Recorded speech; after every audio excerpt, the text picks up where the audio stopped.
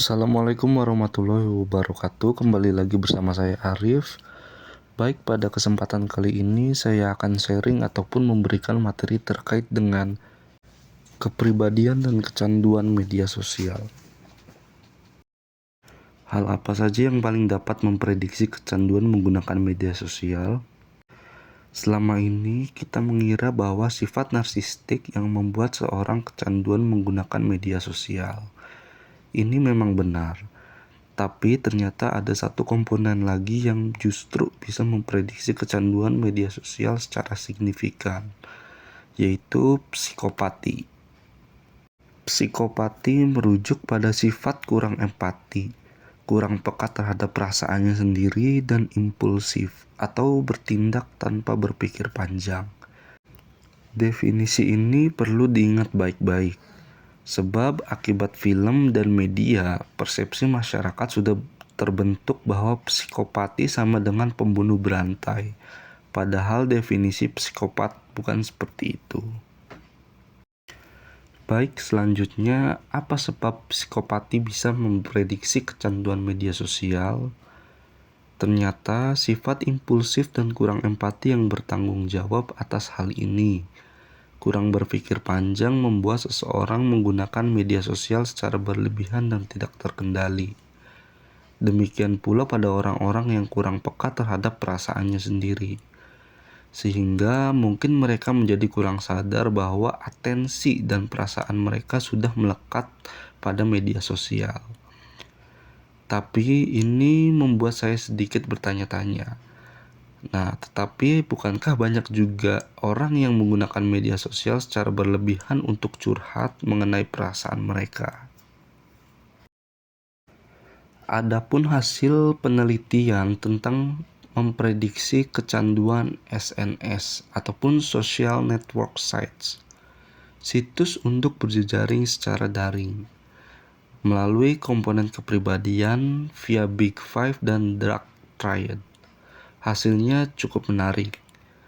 Menariknya, riset ini juga menjelaskan bahwa ada satu komponen kepribadian yang bisa menjaga seseorang agar tidak mudah kecanduan media sosial, yakni openness to experience ataupun sifat terbuka terhadap kegiatan dan aktivitas baru.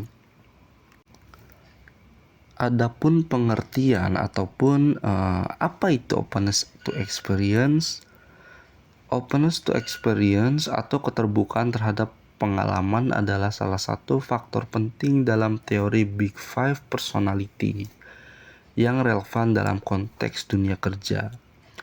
Openness to experience menggambarkan kecenderungan individu untuk memiliki sikap terbuka terhadap ide baru, pengalaman yang berbeda, dan perubahan. Karyawan yang memiliki tingkat openness to experience yang tinggi cenderung memiliki sifat kreativitas, rasa ingin tahu yang besar, dan fleksibilitas dalam berpikir. Mereka mampu mempertimbangkan berbagai sudut pandang baru, mencoba pendekatan inovatif, dan mudah beradaptasi dengan perubahan dalam lingkungan kerja.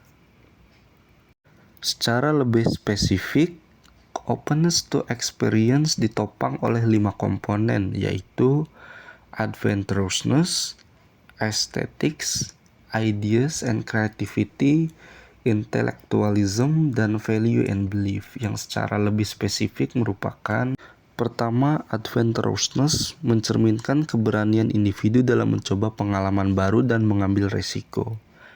Yang kedua, aesthetics menekankan pentingnya apresiasi terhadap keindahan dan seni. Yang ketiga, ideas dan creativity menyoroti kemampuan individu dalam menghasilkan ide-ide baru dan berpikir kreatif.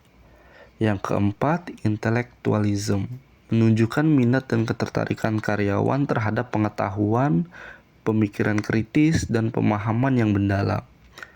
Yang kelima yaitu value and belief, mencerminkan nilai-nilai dan keyakinan karyawan. Baik, lalu selanjutnya itu insight. Dari riset yang saya temukan ini ada 3 insight yang bisa saya peroleh. Yang pertama, ternyata bukan sifat narsistik saja yang bisa membuat seseorang menggunakan media sosial secara berlebihan. tetapi sifat impulsif ataupun bertindak tanpa berpikir panjang juga berperan. Yang kedua, kurangnya kesadaran ataupun kepekaan terhadap menggunakan media sosial juga berperan terhadap kemungkinan terjadinya kecanduan media sosial. Adapun terakhir, saran, perbanyaklah aktivitas lain agar tidak bermain media sosial secara terus-menerus. Ternyata masih relevan, sekalipun saran ini terdengar sangat klise, sebab orang-orang yang terbuka dengan aktivitas-aktivitas baru yang justru lebih aman dari kecanduan media sosial. Baik, mungkin segitu saja materi yang bisa saya sampaikan pada kesempatan kali ini. Sekian dari saya, terima kasih dan semoga bermanfaat. Wassalamualaikum warahmatullahi wabarakatuh.